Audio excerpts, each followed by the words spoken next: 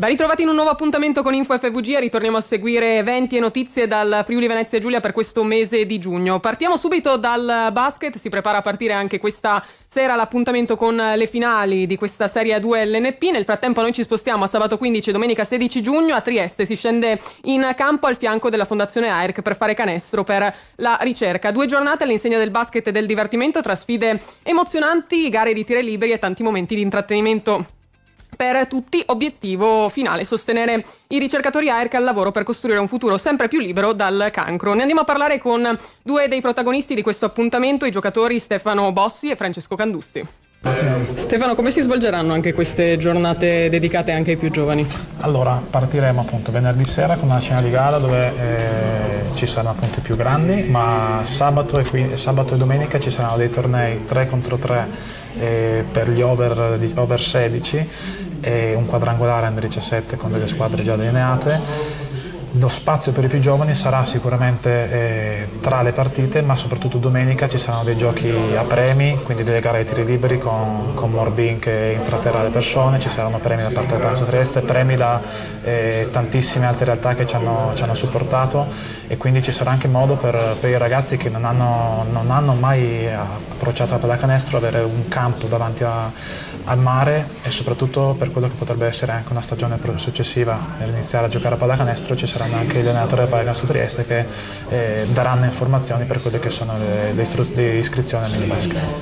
Sì, noi come atleti del Pallacanestro Trieste sappiamo che abbiamo un bacino di utenze e di pubblico notevole, quindi viste le nostre storie personali, soprattutto quella di Stefano in particolare, siamo portati anche a sensibilizzare, grazie anche all'aiuto della Pallacanestro Trieste stessa come società, nella figura di Michael Arcieri, che ci tiene molto a questi progetti sociali, il fatto di sensibilizzare le persone alla ricerca e di portare avanti questa idea, perché comunque sappiamo quanto sia importante e quanto lo sport possa essere, oltre veicolo di salute, se praticato, anche veicolo di messaggi se poi diffuso in maniera corretta. E vi invito anche ad andare sul sito aerc.it per saperne di più e seguire naturalmente questo appuntamento aperto ai più giovani ma aperto a tutti. Nel frattempo noi ci spostiamo a Monfalcone, inaugurato ufficialmente il collegamento tra Monfalcone e Trieste via mare con 3 corse giornaliere fino al prossimo 30 settembre. Ne andiamo a parlare con Bianca Jurcic del Delfino Verde del Friuli Venezia Giulia. Parte oggi il collegamento pubblico marittimo Trieste-Monfalcone, una traversata di 1 ora e mezza per raggiungere il canale Valentinis, ovvero il punto più a nord del Mediterraneo. Potete portare la vostra bici al seguito, avete a disposizione 3 corse di andata e ritorno tutti i giorni della settimana fino al 30 settembre. Partenza quindi alle 8:30 da Trieste, alle 12 alle 15:45 e arrivo a Monfalcone alle 10, alle 13:30 e alle 17:15 questi viaggi di andata, mentre il ritorno sarà alle 10:15 da Monfalcone, 14, 17:30, 11:45, 15:30 e 19, ma naturalmente potete andare a scoprire di più direttamente sul sito anche del Delfino Verde. Noi parliamo ancora di appuntamenti perché sono stati presentati 5 vincitori della 40esima edizione del premio Hemingway, che da giovedì 27 a sabato 29 giugno saranno presenti a Lignano Sabbiadoro tra talk, incontri con il pubblico e presentazioni. Ne andiamo a parlare insieme ad Alberto Garlini, presidente della giuria del premio Hemingway. Bene, vi aspettiamo tutti al premio Hemingway. Quest'anno le giornate saranno il 27, 28 e 29 di giugno.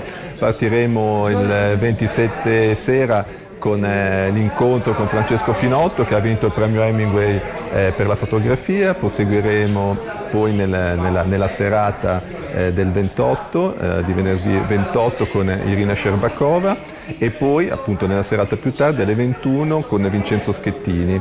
Poi avremo un sabato molto intenso che partirà la mattina con l'incontro con Benjamin Labatut. Il pomeriggio avremo l'incontro con Vittorino Andreoli e in serata la premiazione con tutti i vincitori, con la giuria, e anche vedremo se con qualche sorpresa ulteriore, ma già queste credo che siano sufficienti. E quindi ritorneremo anche a Lignano per parlare di questo premio Hemingway e tenervi aggiornati anche su tutte le novità. Intanto una bellissima occasione quella di poter incontrare queste grandi personalità. Noi ci spostiamo infine a Udine, dove è stato presentato Il Coraggio, la nuova mostra Il Leggio, pronta ad inaugurare dal prossimo 18 giugno, aperta al pubblico fino al 3 novembre. Un viaggio entusiasmante nell'arte tra racconti appassionanti di ardue sfide ed eroiche virtù. Ne andiamo a parlare con il curatore Don Geretti e Giuseppe Graffi Brunoro, presidente di Prima Cassa FVG. Dal 18 giugno 2024 fino al 3 novembre il Legio propone una nuova spettacolare mostra. Il tema è la virtù del coraggio. Il coraggio, il titolo di questa mostra, si svilupperà come un cammino di 2500 anni di storia dell'arte, dall'antica Grecia fino all'arte astratta del Novecento, con 40 opere, 11 delle quali provengono da collezioni segrete che non si possono mai visitare e avvicinare. Abbiamo il privilegio di poterle ammirare ad Illegio.